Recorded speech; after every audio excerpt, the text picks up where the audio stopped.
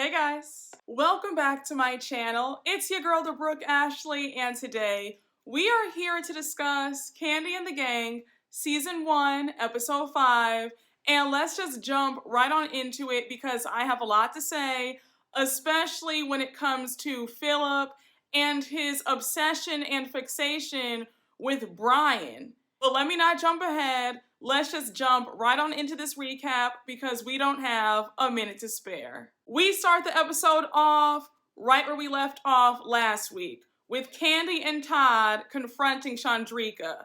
So Shandricka's still sitting there. She's visibly upset. She feels ambushed. And Kandi wants to know, Shandricka, do you still want to be at OLG? Like, let us know. So now Todd interjects and he's like, look, we need to know if you're in or if you're out because we cannot have our whole entire staff talking behind our backs and saying that, stuff isn't going right because nothing's going to change. Shawndreca says that she does want to be at OLG. She just doesn't like how every time she turns around, there's a new manager.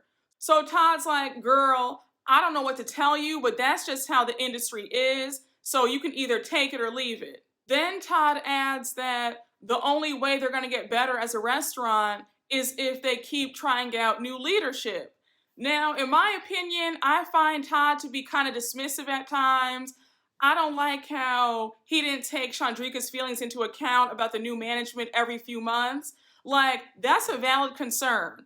I'd be a bit skeptical if I was working somewhere and every month or two, there's a new manager. Like, something is wrong. I think that Kandi and Todd need to do a better job because things should be running a lot smoother than they are.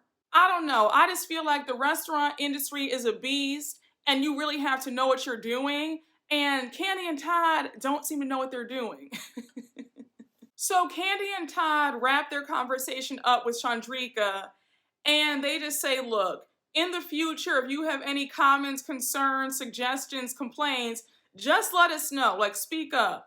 Don't go around telling other people behind our backs about how things are so messed up. So she agrees and now she goes back into the restaurant to do her job.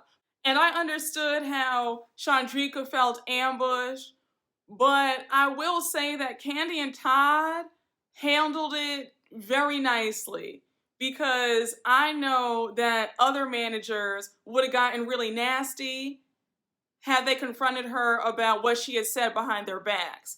So now we see Kandi and Todd talking amongst themselves, and Kandi's like, something needs to change, this team building event needs to help, because if not, then some folks are about to be fired in the coming weeks. But anyhow, we move on to the next scene, and we see Dominique over at Brandon's house. Dominique is over with her dog, and her dog is so cute. Like, if I ever get a dog, I want one, like, just like that. Like, the perfect size. And you know what other dogs are so cute to me? Those mini golden doodles. Like, I want a golden doodle so bad. They're just adorable. But I don't know how we even got off on that tangent. But anyhow, Dominique is excited to be over at Brandon's house, and they're discussing his birthday dinner. So he says that he was excited and shocked that she came, but also how it was a big step in her meeting his entire family. And then Brandon says that it was a defining moment. So she's like, oh, like, okay, what do you mean by defining moment? I'm like, oh my gosh, Brandon is really feeling Dominique.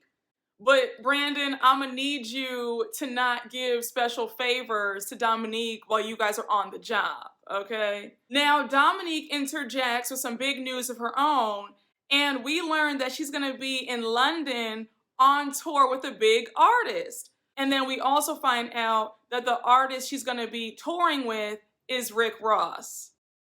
Price went up. Yesterday's price is not today's price. Yesterday's price is not today's price. And it's so funny because I was just watching his episode of Cribs. His home is stunning. It's like a resort. I said, Dominique better make every single coin from every single avenue, okay? She's bartending at OLG, getting a cute Bravo check from Kandi and the gang, and going on tour with A-list celebs. Bling, bling, bling. Bitches is mad. Now we jump to a short scene with my favorite, the star of the show, Brian. He's at home, and he says that during his 2-week suspension from OLG, he has been doing his thing with his soul food egg rolls. He said that he did a pop-up shop, he was selling them, but he still needs his job back at OLG because he needs every piece of coin like everybody else. So we see Shandricka come over. Now, I don't know what it is, but every time anybody comes over to Brian's house, he always has them help him make those egg rolls. I'm like, Brian, is that all you eat? Like, I'm all for promoting your business, but every time we see him at his house, he is always rolling up and dropping one of those egg rolls in some grease and frying it up. Now, Shawndreca tells Brian all about what went down at OLG. She's like, you will never believe what happened to me. Kandi and Todd pulled me to the side, and they completely ambushed me, and they let me know that they had found out that I was talking about them. So Brian's like, wait, what happened? Like, who told? So she's like, they wouldn't tell me, but I think that it's Patrick. Then she goes on to add that Patrick just looks like a snitch. Now, don't get me wrong. I can definitely understand why she thinks that it's Patrick, because he already blabbed once before. He had said at the town meeting that she was talking mess about how they're not getting paid enough, how she's only getting paid $12.50, and all this other stuff. So I definitely see why she would assume that it's Patrick. But sis, let this be a valuable lesson to watch what you say, especially when it pertains to a job. Like, folks usually can't be trusted. When you open your mouth to disparage the boss, always know that somebody might run their mouth and go back and tell what you said. Now, we know that in this case, none of that happened. Brandon is the one who had you on speakerphone, and Don Juan saw and heard everything through the cameras, okay? So that's how that got revealed. But just going forward, I would keep it real cute, keep it professional, and don't share your gripes to anybody about the job. So now Shawndreca brings up the town hall meeting, and Brian's like, well, child, thank God I wasn't there. Now, for selfish reasons, I wish that Brian would have showed up. I actually feel like that would have been a great opportunity on his part to tell Kandi and Todd his side of things. And if that were me, I would have gone to that meeting and been like, okay, but why was I suspended when I didn't even do anything wrong? You have Dominique coming in 2 hours late, Brandon sitting at the bar himself, but why am I suspended? Now we flip over to the next scene and we see Kandi, Todd, Don Juan, and Philip. They're at OLG and they're having a quick little touch base to see how things are going. So we learned that on top of Philip being the manager and director of operations, he's also a restaurant consultant for the 3 restaurants. I'm just not understanding all these job descriptions. Like, what does that even mean? Why would he also be a consultant? Like, I'm just so confused, y'all. And honestly, Philip isn't doing a great job. So how great is he at consulting? So they start talking about the town hall meeting. Philip wants to know how it went since he wasn't there. So Todd says, well, the town hall meeting got spicy. A lot of people had quite a lot to say about you. Don Juan interjects and says, basically, the folks don't like you. So now Kandi interjects and she says, well, the general consensus is that people think that you kind of dictate orders to them. They don't feel like you care. And instead of Philip receiving that criticism and acknowledging the fact that he can be an asshole, he jumps directly to talk about Brian. I was like, Kandi, why didn't you stop him right there? I would have said, Philip, we're not talking about Brian. We're talking about you. You need to do a lot better because the way that you speak to people is unacceptable. Being a great leader is how well can you communicate with others? Like, yes, you can be professional, but you can also be friendly. He's not warm. He's not welcoming. He's just a jackass, and I don't like it. And I was really getting irritated watching him talk about Brian like that. So, of course, Philip brings up the same story yet again about how Brandon had asked Brian and Rashard to leave the bar area, and Brian gave Brandon attitude, and how Brian got disrespectful with him. And it's like, but Philip, you came at Brian crazy. Anybody would have snapped back at you because the way you talked to Brian was just really nasty.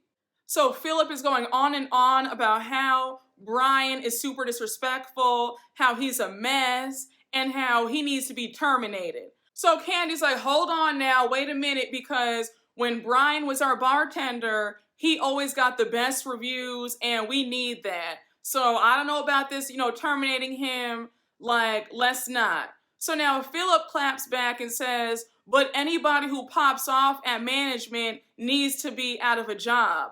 I'm like, and management who doesn't know how to talk to people need to be checked.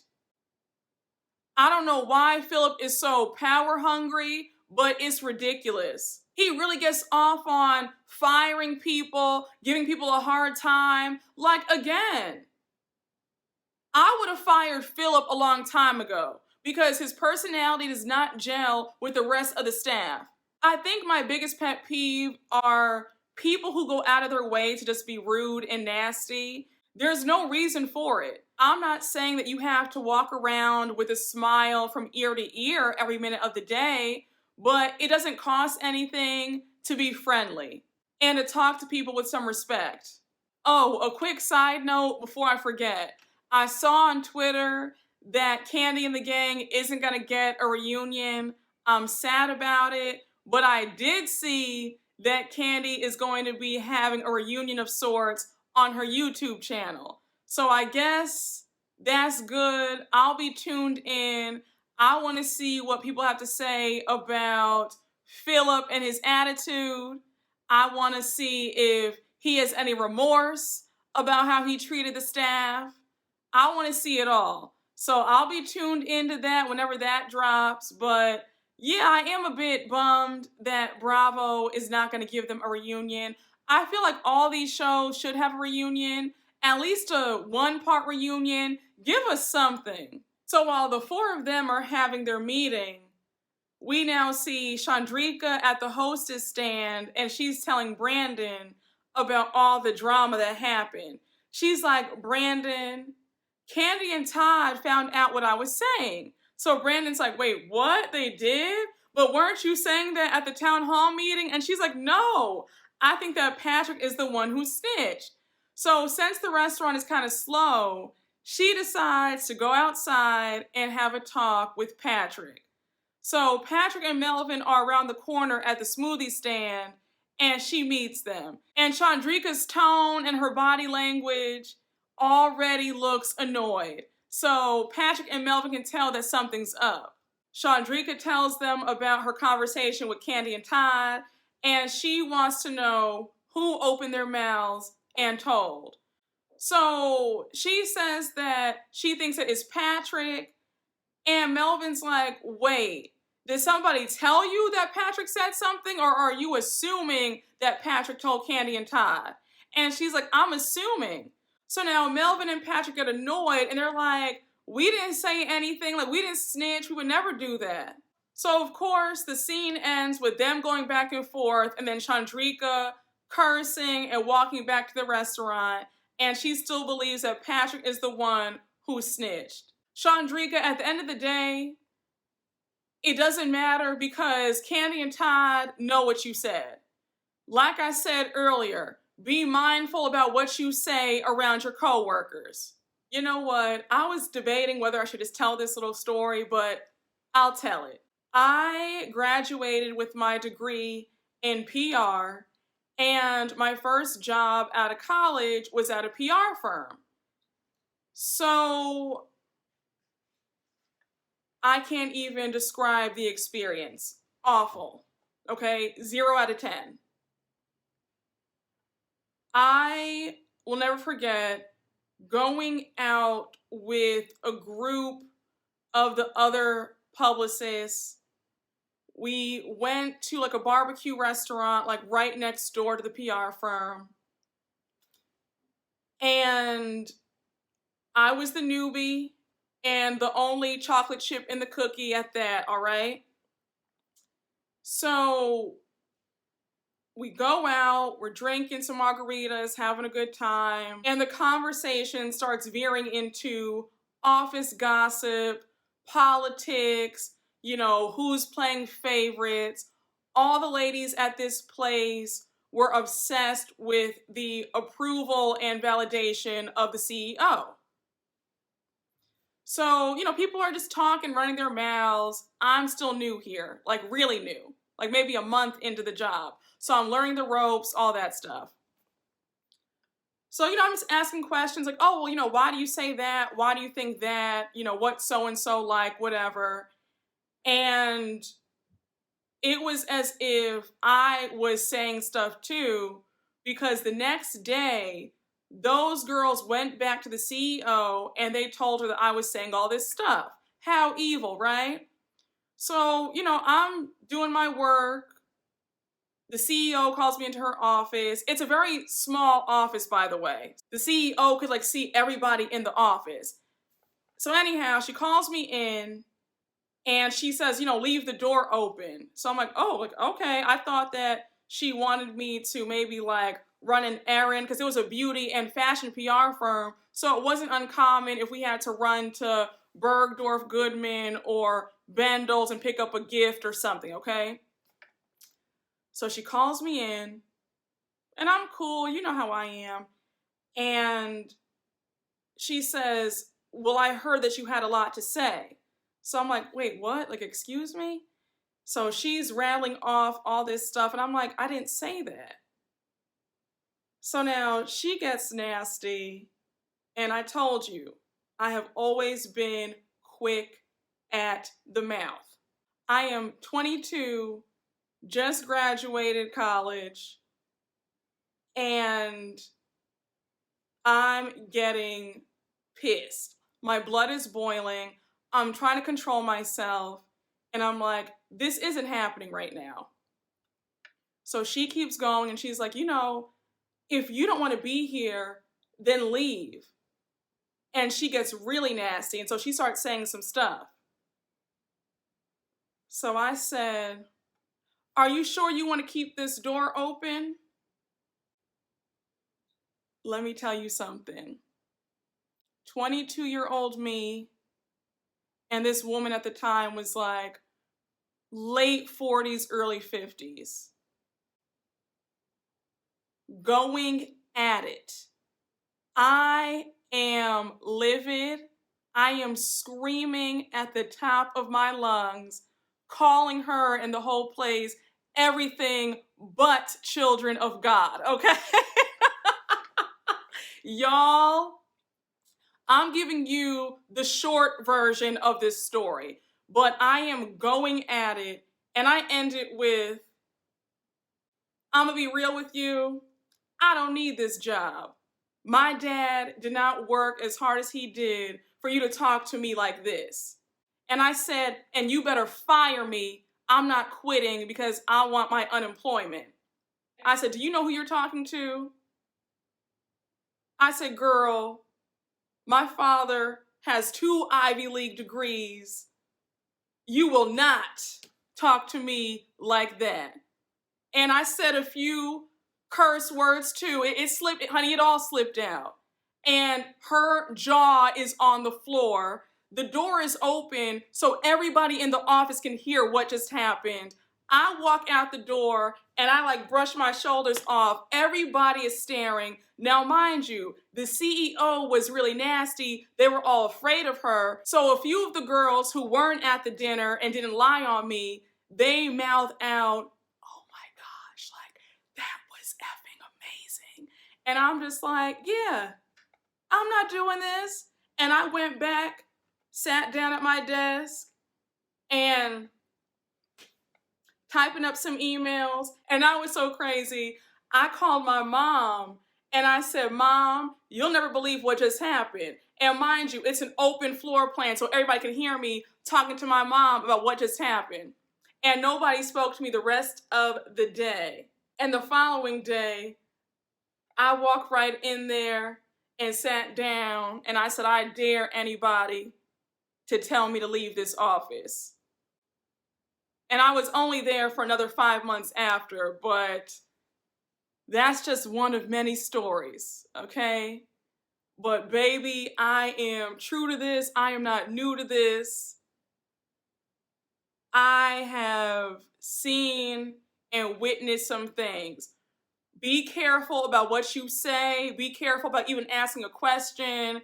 When it comes to work gossip, I wouldn't even say anything because that experience really scarred me and it showed me how evil people truly are. Can you imagine someone lying on you and saying that you said all this crazy stuff and you didn't say anything? Imagine. But Shandricka, going forward, keep your mouth shut. Don't say anything. And I hope that you guys enjoy the story. I promised you guys a story time, okay? So there you have it. Now we jump over to the next scene with Kandi and her family. They're all celebrating Riley's birthday at home. Kayla's there. The babies, Blaze and Ace, are there. And Mama Joyce is there. Todd starts talking about he wants all the kids to get involved in the restaurant business and to take over the restaurants when they get older. So Kayla and Riley are both like, no thanks, like that's not for me. And their little boy, A, says that he wants to take over when he's older. So Todd is happy to hear that, but he's insisting that he wants the girls to know the business as well.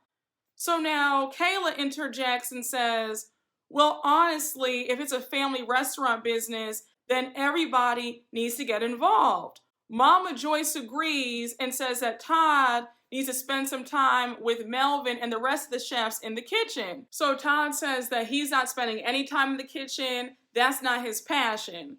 So Kandi says, well, I've been in the kitchen. I've served. I've hosted. Like, I've done a lot. He needs to do the same. Then Kandi says in her confessional that Todd loves to open up these restaurants, but he doesn't like to see what's really going on behind the scenes. Todd sounded really silly to me because I think in order to be successful in whatever it is that you do, you need to learn the industry from the inside out. And it wouldn't hurt Todd to go in the kitchen and see the ins and outs so he could better see what's going on. I think that Todd wants to make a quick buck. He sees this as a quick money grab, and that's not what it is. Mama Joyce is giving her 2 cents. She's just going on and on about how Todd needs to be involved more. And then she says in her confessional that this is why she can't stand Todd and why half of Atlanta can't stand him either. I'm like, Mama Joyce, I understand you being annoyed, but to say that, was that necessary to say? I don't think that Mama Joyce will ever like Todd, and she's always going to look for a reason to say something nasty about him. This is why I was hesitant to watch the spinoff, because I have never found Mama Joyce's antics to be funny or endearing. There's nothing cute, in my opinion, about being a mean old lady who always has something negative to say. So it's the day of the big team building event. Everybody is there in good spirits. They are excited. Mama Joyce, Bertha, Nora are all there as the judges, and they all pick their teams and they are ready to go.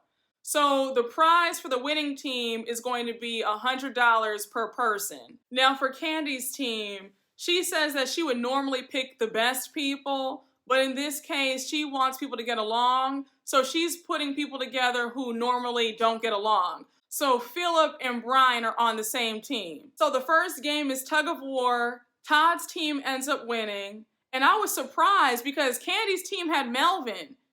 So I just knew that they were going to win that. And when they didn't win, I was like, oh, okay. Now it's time for the second game. And that one's called Inchworm Relay. So they have to squirm on the ground like a worm. And I was screaming at Mama Joyce getting on that ground. I said, girl, get up.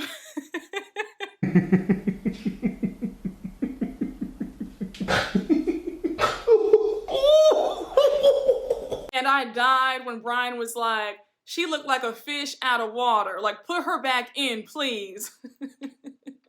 And now the last game is called the Expediter. So they have to serve the judges blindfolded. Both teams end up getting the same time for this game. So it's a clear tie, and everybody on both teams is going to receive $100 each. Oh, and which aunt was asking if they were going to get $100 too, since they were the judges? Was it Aunt Bertha or Aunt Nora? And out of the three of y'all, Mama Joyce should get the $100 because she was willing to get on the ground like a worm to demonstrate how to play the game.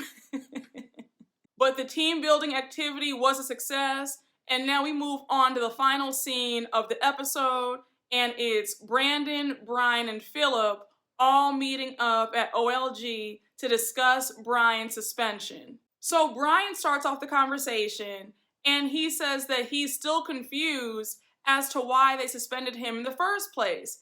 And I'm confused too, because I didn't think that Brian did anything so bad to warrant that. Not when you have Dominique coming in 3 hours later and her boss are hooking up in the break room.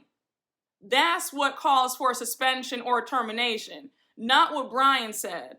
And also, if Brandon was allowing people to eat and sit at the bar in the past, that's normal that he would think that the same rules applied when he's coming back to work there. So Brandon gives his reason for suspending Brian, and he says that it was because of Brian's mouth. It was disrespecting his authority. Again, I don't think it's cool that just because somebody is in a leadership position, that does not give you the right to talk to somebody crazy.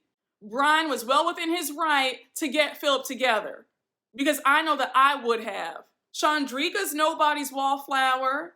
She has a lot to say. Why is Brian under a microscope for everything that he says and does? I just hate seeing somebody being targeted and singled out, especially when other people are doing the same things or even worse. So Brandon says, after much thought, I want you back at OLG, but I have to warn you that if you get 2 more warnings, then you will be terminated. I said, if we're going to give out write-ups, then write everybody on this staff up. Because Shandricka is not the most professional. Dominique isn't that professional. Write your own self up, Brandon, because you're also not professional in how you handle things. Okay? So why are you giving him all these warnings? Like, it's a real joke to me. So Brian is happy that he has his job back, and he decides that he wants to move forward and have a clean slate with Philip. He apologizes to Philip for being disrespectful, and he goes on to say that he didn't mean anything by it, he doesn't have anything against Philip, and on top of that, he came in with a bias. So now Philip apologizes to Brian for his abrasive delivery. I was annoyed with this scene, because if I were Brian, I would not have apologized to Philip for nothing. Do y'all hear me? Nothing. There would have been no I'm sorry for anything coming out of my mouth. And don't get me wrong, I have no issue apologizing, but when I believe that there's nothing to apologize for, I am not apologizing. And I'm not apologizing for defending myself. So Philip would not have received an I'm sorry out of me. He started it, he got nasty, he was raising his voice. I need to be getting an apology from him. And that's it. But that's nice that Brian wanted to be nice and keep the peace, but it would have been, well, okay, where's my apology? I'm waiting. And we'll move on from there. But everybody's happy. Brian has his job again. Him and Philip are on good terms now. So hopefully going forward, we'll see Philip soften up and be a human being and not act like a robot. Hopefully, Lord willing, fingers crossed. But y'all, that was the episode. I hope you all enjoyed my recap. Thank you all for watching. And as always, please don't forget to like, comment, and subscribe. And I will see you all later. Bye.